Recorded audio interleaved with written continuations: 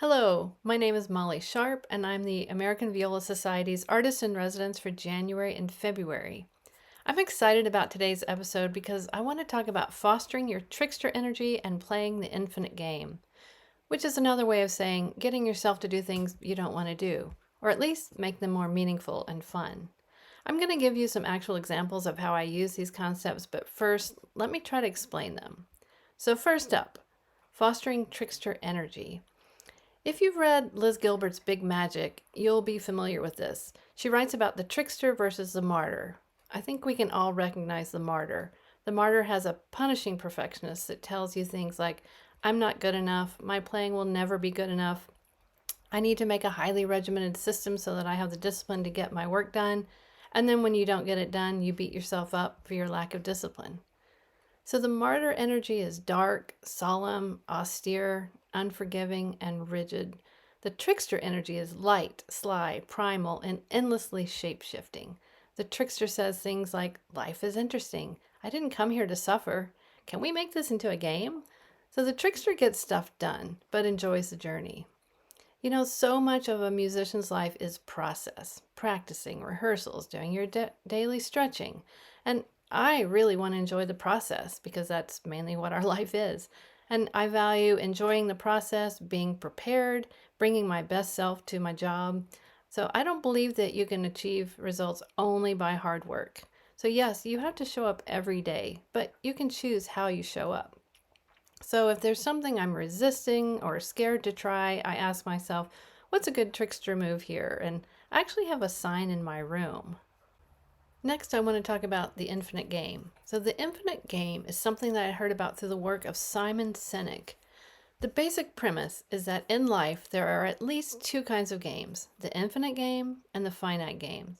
The purpose of the infinite game is to keep our deepest values in play, and the aim of finite games is to win. In an infinite game, the primary objective is to keep playing, and the best outcome possible being that you end your turn happy with your progress in it. By turning an orchestral career into an infinite game, the primary objective is to keep playing, with the best possible outcome being that at the end of your practice session or rehearsal, you're happy with your process and your progress. So, how does this apply to the world of music? So, an example of a finite game would be a competition. There are rules and there are winners and losers.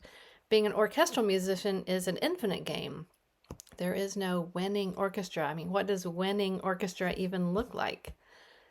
To me, the infinite game of orchestra is to help manage burnout over a long career, to remain curious and interested, to not take myself so seriously, and to help reframe the intense perfectionism that is baked into the culture of classical music, to keep getting better and better as a musician, and being able to bring my whole self to work.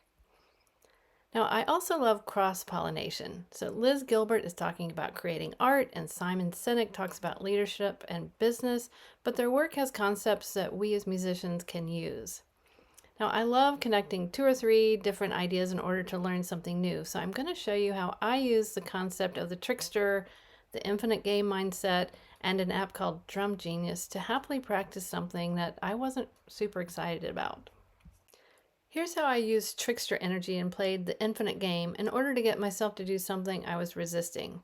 Now, in Richmond, we are lucky enough to get to play for the wonderful Richmond Ballet in 3 productions a year, one of which is the Nutcracker.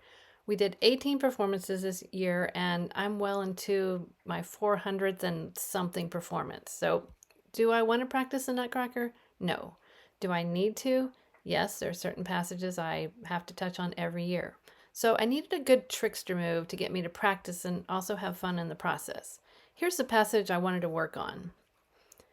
I wanted to work mainly on the rhythm. Now, I'm not talking about learning to keep a steady pulse. What I wanted to work on was what's happening between the beats. One of the most common issues in rhythm is compressing. So I wanted to practice this passage to make sure I was coming off the ties well, I had even string crossings, and the scales were not speeding up as I played a crescendo. Now, practicing with the metronome will give me feedback about if I'm reaching the beats on time, but it doesn't give me info about what's going on like in between the beats. And this is where cross-pollination comes in. In the spirit of cross-pollination, I looked outside of classical music for help with rhythm. Okay, I'm about to say something and don't go hating on me in the comments, but I think on the whole that jazz musicians have better rhythm than classical musicians. Not you. I'm sure you're fine. Now, this app is called Drum Genius that I love to use. This app literally has 500 different drumming patterns from all over the world and tons of jazz drumming loops. I never really knew how intricate jazz drumming could be, and I love how there's a random hit on maybe the second 16th of a pattern, and this is why it's so helpful to practice with. So here's how I use this. It is a diagnostic tool, so always record yourself with the loop. Listen back, focusing only on the rhythm, because we listen to our recordings one element at a time. Find a loop that has a bass tempo that's close to the excerpt you're playing. That way you can start slow and get faster as you practice. Now start in different places of the loop, as you'll get different information from the differences in the track. Use different tracks for the same excerpt. Again, you'll get different information with a loop that emphasizes something different. So here's what I did to practice my Nutcracker excerpt. So the tempo is about quarter equals 144, so I found a track that has a baseline tempo of 132. I find the jazz straight eighth loops helpful since we're not swinging in classical music and I want those random hits. Now with Drum Genius you can adjust the tempo and even add claves just for fun.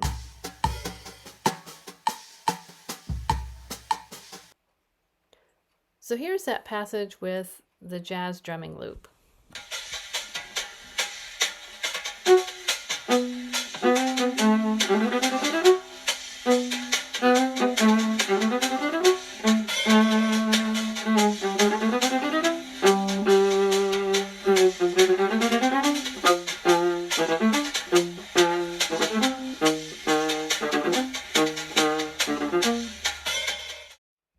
Now, I have Drum Genius on my iPad too, so I play the tracks from the iPad and record into voice memos on my phone.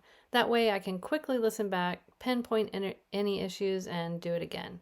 I can also listen back at a slow tempo, like an instant replay in sports, so I can really get in the weeds about what note might be early or late.